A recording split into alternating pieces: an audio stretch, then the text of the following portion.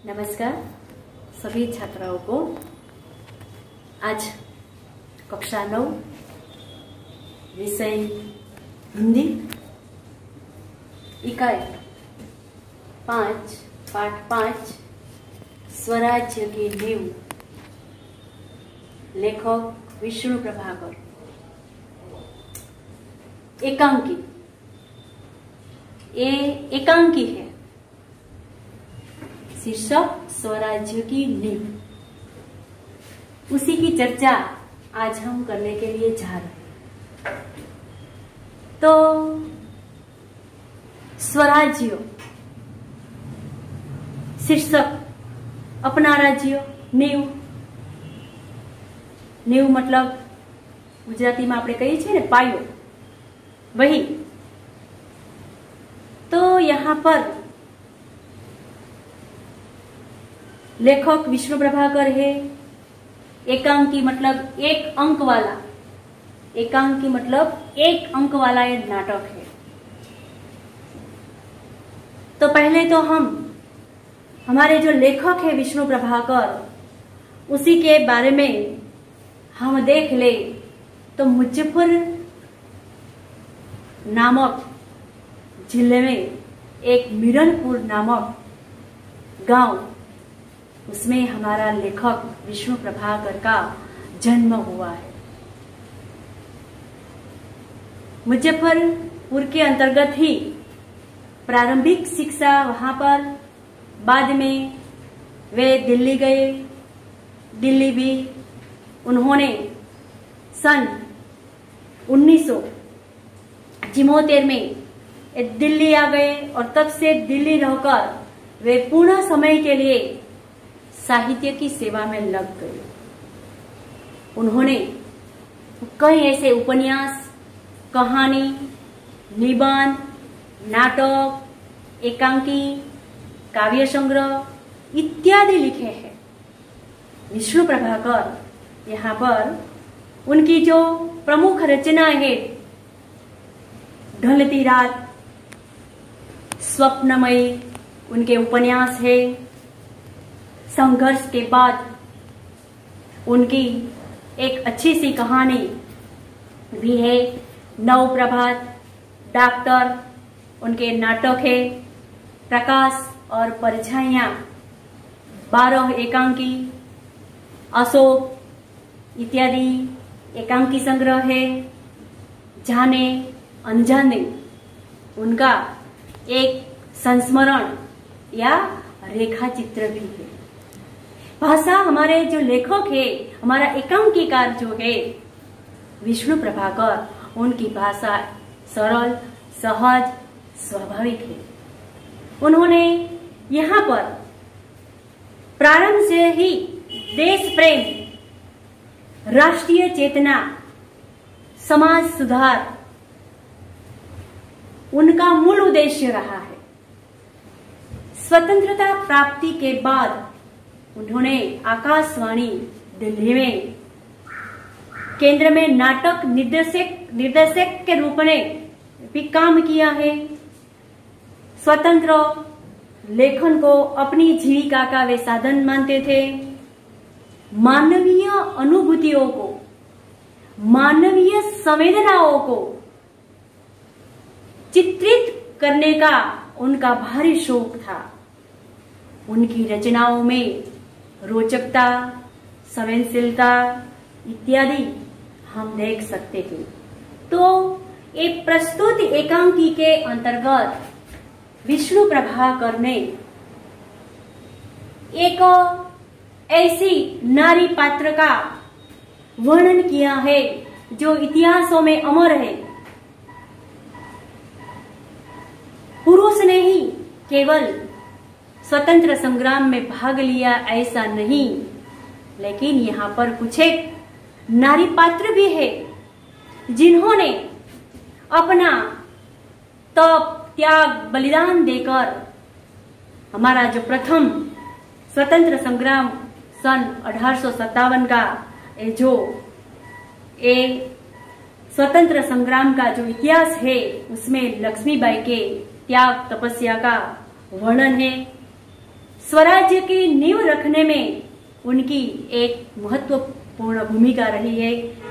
प्रस्तुत एकांकी में पात्र स्वराज्य की नींव के पत्थर है, जिनके त्याग, तपस्या, बलिदान द्वारा भले स्वराज्य प्राप्त नहीं हो, लेकिन स्वराज्य के नींव का पत्थर बनकर जन समाज में, देश प्रेम में, वे जन जागरण में लोगों को इस प्रकार की भावना जगाने में अपना वे सार्थकता समझती है। वही लक्ष्मीबाई की बात। तो यहाँ पर हमारा कवि का ये जो मेन पात्र है लक्ष्मीबाई।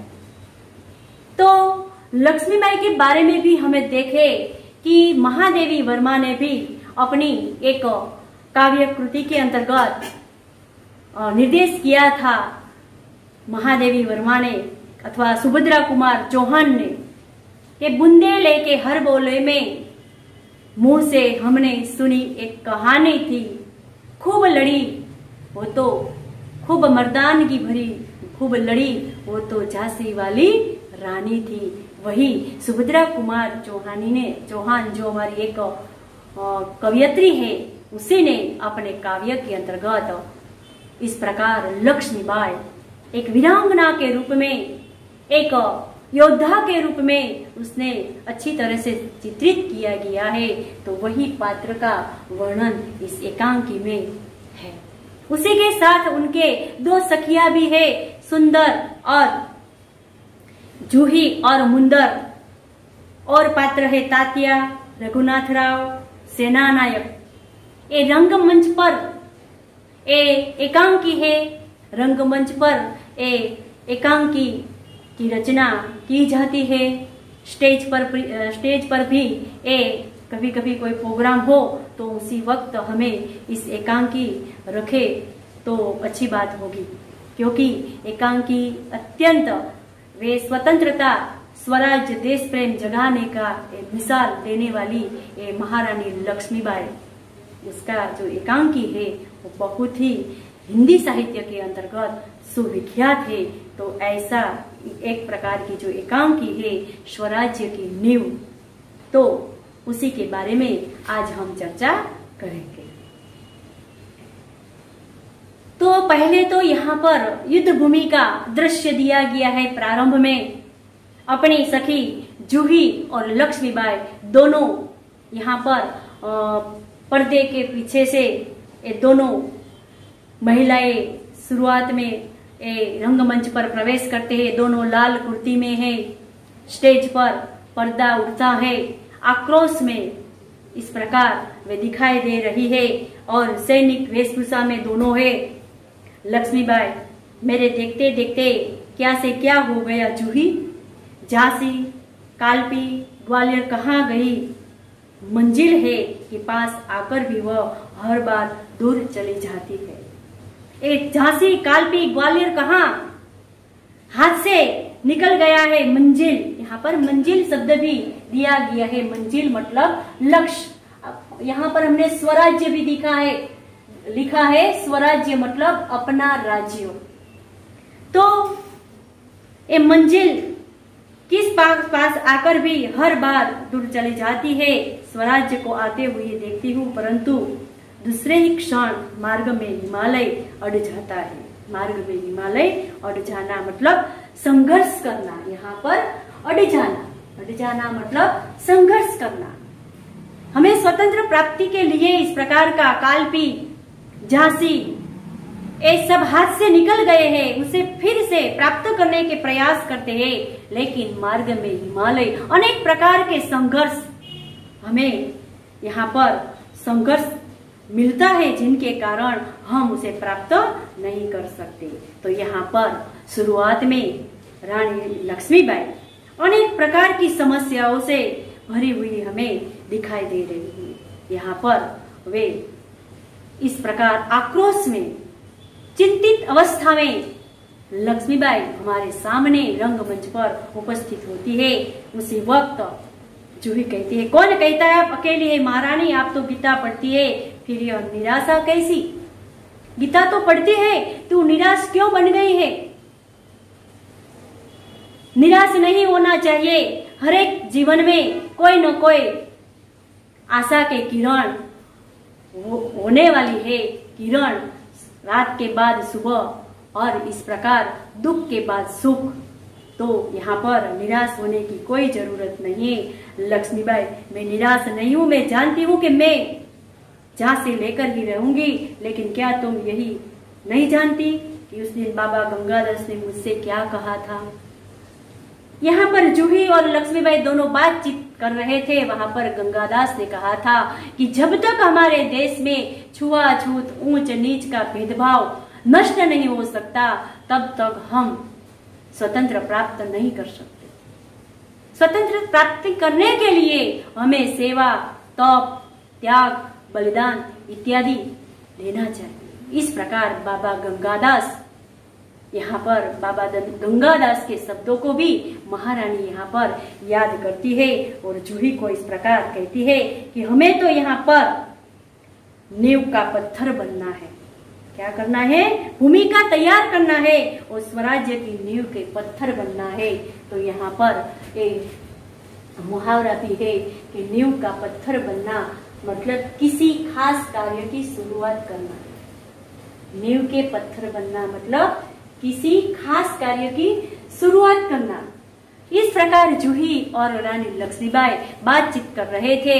बाबा गंगादास के शब्दों को भी वे याद करते थे, लेकिन हाथ में है। लेकिन नींव के पत्थर बनने से हमें कौन रोक सकता है? वो हमारा अधिकार है। हमें कौन रोक सकता है? फिर लक्ष्मीबाई।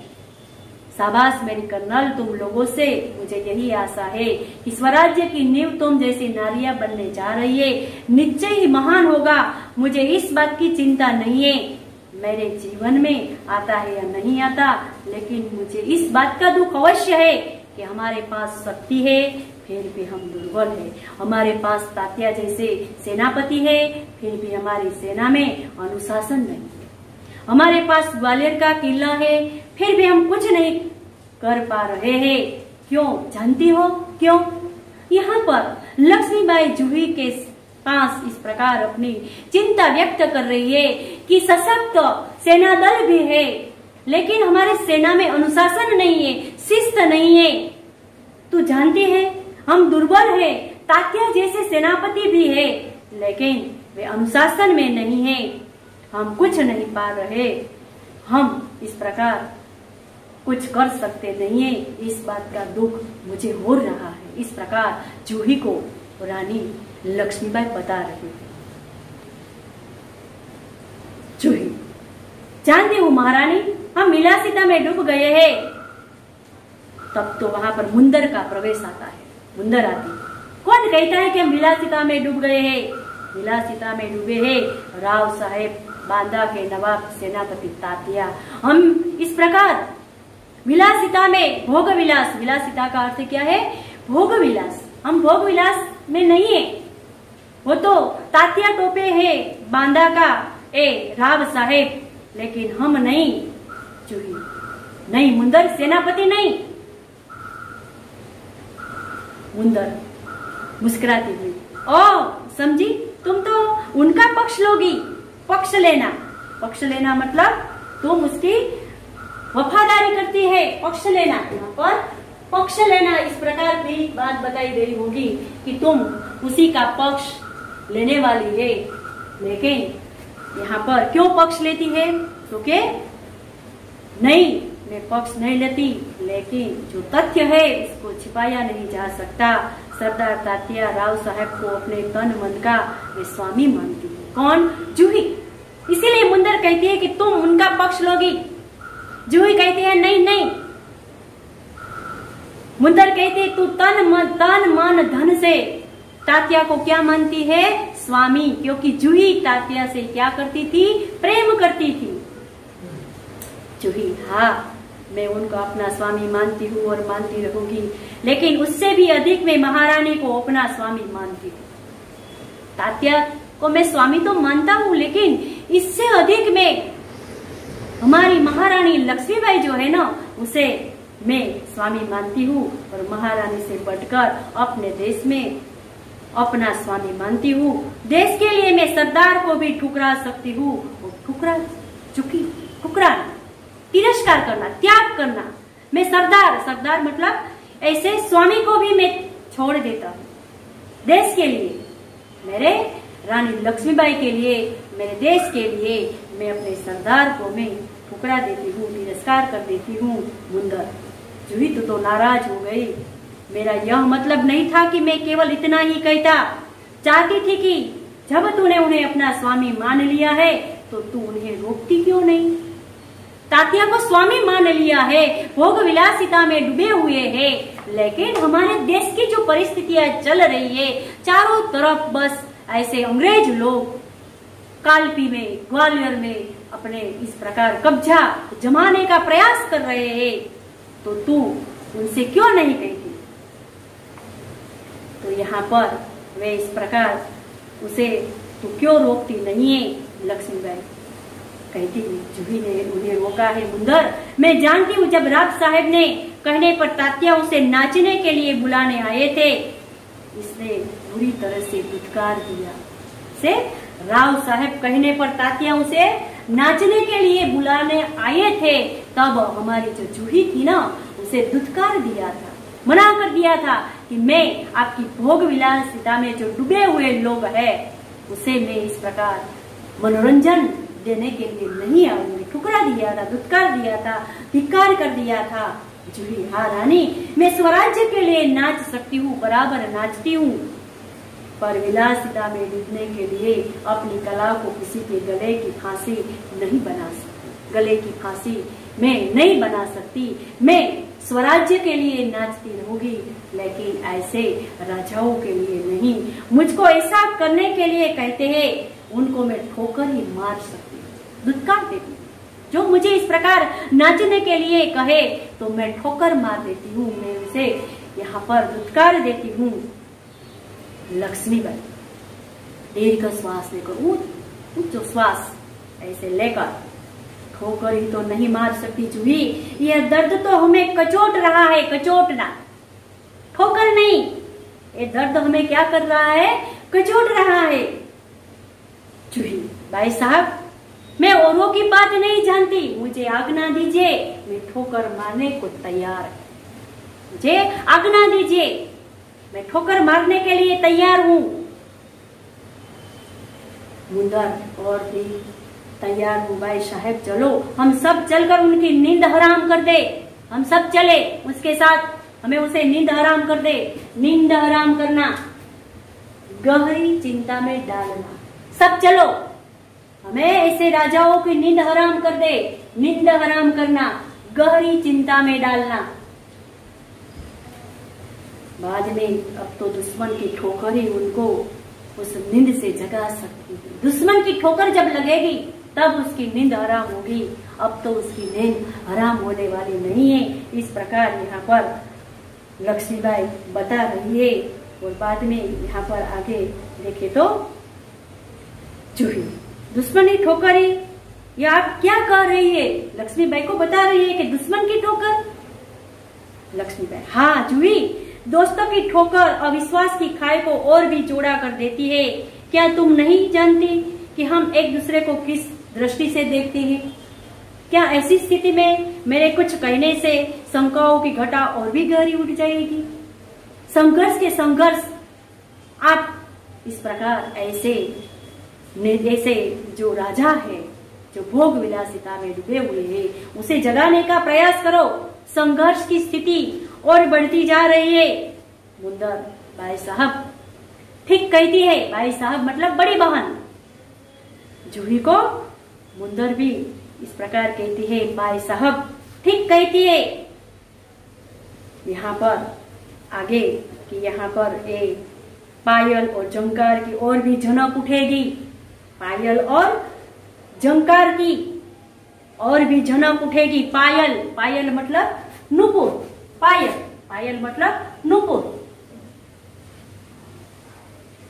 झंकार एक प्रकार का ऐसो आराम, मतलब भोग विलासिता में जो यहाँ पर नाचने के लिए मुजरों की तरह यहाँ पर वे ऐसी जूही को बुलाने के लिए वे आने वाले होंगे। इसीलिए यहाँ पर इस बात का संकेत किया गया है। शिखंड और लड्डू पर जान देने वाले ब्राह्मणों के आशीर्वाद का स्वर भी और भी तेज हो उठेगा। शिखंड, शिखंड मतलब एक प्रकार का दही से बना हुआ एक व्यंजन। शिखंड दही से बना एक व्यंजन। तो ये जो राजा है वो तो इस प्रकार भोग विलासिता में डूबे हुए हैं। अनेक प्रकार के ऐसे मदहोशी में, नशे में चूर है। मदहोशी मतलब नशे में चूर है। नृत्यांगना को बुलाते हैं। लड्डू और श्रीखंड में रस है। इस प्रकार की यहाँ पर भोग विलासिता जो है राजाओं की, इनकी ओर यहाँ पर संकेत किया गया है। और सहसा कहीं से तोपों का आवाज भी आता है। ब्राह्मणों के आशीर्वाद का स्वर भी सुनाई देता है। लक्ष्मीबाई और जूही अगर तात्या को खोज सके तो तुरंत उन्हें यहाँ आ लाने के लिए कह। तू तात्या को खोज, अगर तू उसे अपना स्वामी मानती है तो तात्या को खोज कर ले आओ। जूही खोज क्यों नहीं सकती? आपकी आज्ञा होने पर मैं उन्हें पाताल से भी खींचकर ला सकती हूँ। खोजना, तलाशना, खोजना मतलब तलाशना।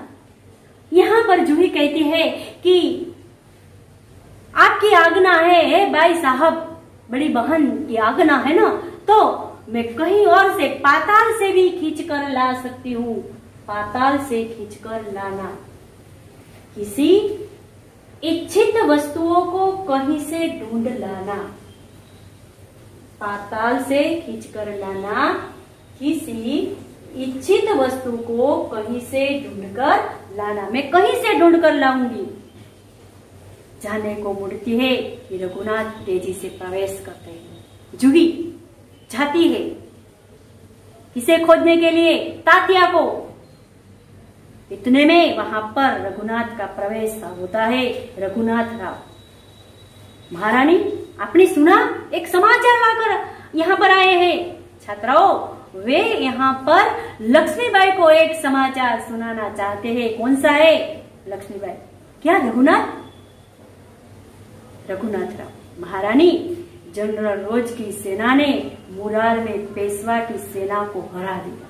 एक समाचार है कि रोज ने मुरार की में पेशवा की सेना को हरा दिया है। पेशवा हार गए हैं। रोज, यहाँ पर रोज शब्द अंग्रेज सेनापति, रोज एक अंग्रेज सेनापति, वे आए और पेशवा की सेना को हरा दिया है। रघुनाथ राव आते हुए इस प्रकार लक्ष्मीबाई को समाचार देते हैं। जूही कांप कर, क्या पेशवा की सेना हार गई? लक्ष्मीबाई, पेशवा की सेना हार गई, यही अच्छा ही हुआ। अब पेशवा की आंखें खुलेगी। अब पेशवा की क्या होगी? आंखें खुलेगी। आंख खुलना, सत्य समझ में आना। अच्छा हुआ। अब उसकी क्या होने वाली है? आंख खुलेगी। किसकी? पेशवा की। रानी लक्ष्मीबाई यहाँ पर जो पेशवा की सेना को हरा दिया उसे अच्छा संकेत मानती है। रघुनाथ अपनी सेना को तैयार होने की आज्ञा दो। रोज ग्वालियर का किला नहीं ले जा सकेगा। तुम हे रघुनाथ राव, तुम ग्वालियर की सेना के लिए सेना तैयार करने का संदेश दो, आज्ञा दो। सेना तैयार हो जाए। ग्वालियर का किला रोज के हाथ में न आए, ऐसा काम करना है। रघुनाथ, मैं जानता हूँ वो कभी नहीं ले सकेगा। मैं अभी सेना को तैयार करता हूँ, केवल आपकी सूचना देने के लिए आया था। अभी मैं जाकर सेना को तैयार करूंगा। मैं तो केवल आपको यहाँ पर सूचना देने के लिए, समाचार देने के लिए ही आया था। और रघुनाथ जाता है। रघुनाथ जा रहा है। क्या करने के लिए जा रहा है? सैन्य को तैयार करने के लिए। लक्ष्मीबाई, और जो तुम भी जाओ, तू भी जा। सहसा बाहर देखकर, बाहर इधर उधर देखते हैं तो वहां पर क्या होता है? सरदार तात्या का प्रवेश। इस प्रकार लक्ष्मीबाई बाहर देखते हैं ना तो तात्या का प्रवेश, तात्या आते हैं। लक्ष्मीबाई, कहीं सरदार तात्या आज आप इधर कैसे भूल पड़े? इधर क्यों आए? क्यों भूल पड़े? कैसे भूल पड़े? तात्या, भाई साहब, मैं किसी के लिए सरदार हो सकता हूँ, पर आपके लिए तो सेवक ही। किसी के लिए मैं सरदार हूँ, लेकिन आपके लिए मैं सेवक हूँ। लक्ष्मीबाई व्यंग से, इतने बड़े सेनापति को इस प्रकार एक नारी के सामने झुकते लज्जा नहीं आती? सेनापति है, नारी के सामने झुकना आपको शर्म नहीं आती है? लज्जा नहीं आती? खैर छोड़ो इस बात की, यह तुम्हारी विनम्रता है, लेकिन यह तोपों की आवाज कैसे आ रही है? फिर युद्ध का संकेत करते हैं कि तोपों की आवाज आ रही है। कौन सा उत्सव मनाया जा रहा है? कौन सा उत्सव है कि तोपों की गर्जना आ रही है? शायद चाटुकारों में जागीर बांटना अभी खत्म नहीं हुआ है। क्या हुआ है? चाटुकारों में जागीर बांटना खत्म नहीं हुआ है। तात्या, भाई साहब, आपको हमें लज्जित करने का पूरा अधिकार है, इसी समय योग्य है, लेकिन जो कुछ हो रहा है वो आप जानती हैं। जो भी हो, लेकिन जो कुछ है आप जानती है तात्या। इस प्रकार लक्ष्मीबाई को कहते हैं। लक्ष्मीबाई, शायद ब्रह्म भोज के उपलक्ष्य में तोपे चल रही है, सिक्खन और लड्डू के लिए भी शक्कर घी कमी तो नहीं पड़ी। यहाँ पर व्यंग्य करते हैं कि तोपों की आवाज आ रही है, इसीलिए तोपों की आवाज सुनकर रानी ने यहाँ पर व्यंग्य किया है कि कहीं घी और शक्कर की लड्डू के लिए घी की कमी तो नहीं पड़ी ना, इसीलिए तोपों की गर्जना नहीं हो रही है ना। इस प्रकार यहाँ पर व्यंग्य भी लक्ष्मीबाई करती है। तो यहाँ पर तात्या और बाई साहब के पास लज्जित होकर आते हैं। उसे भी इस प्रकार युद्ध मैदान के अंतर्गत जाने के लिए महारानी लक्ष्मीबाई तैयार करती है। लक्ष्मीबाई मुंदर, सरकार सेना तैयार है। लक्ष्मीबाई भी कहती है कि मैं भी तैयार हूँ। सुंदर, मुंदर, रघुनाथ राय, तात्या टोपे सब मिलकर इस प्रकार युद्ध मैदान के लिए वे लड़ने के लिए तैयार होते थे। लेकिन यहाँ पर लक्ष्मीबाई कहती है, तुम तलवार संभालो। किसे कहती है? कि तुम तलवार संभालो तात्या को। नुपुरों की झंकार के स्थान पर तोपों की गर्जना होने दो, भूल जाओ राग रंग, याद रखो स्वराज्य लेना है, रणभूमि से मौत से जूझना है। रणभूमि की मौत से जूझना, मौत से जूझना मतलब साहस से मौत का सामना करना है। लक्ष्मीबाई कहती है कि तात्या, मेरा ये मन कहता है कि मेरे जीवन का ये अंतिम युद्ध है, जीत जाओ या हार, मुझे किसी बात की चिंता नहीं। चिंता केवल इस बात की है कि हमारी वीरता कलंकित न होने पाए।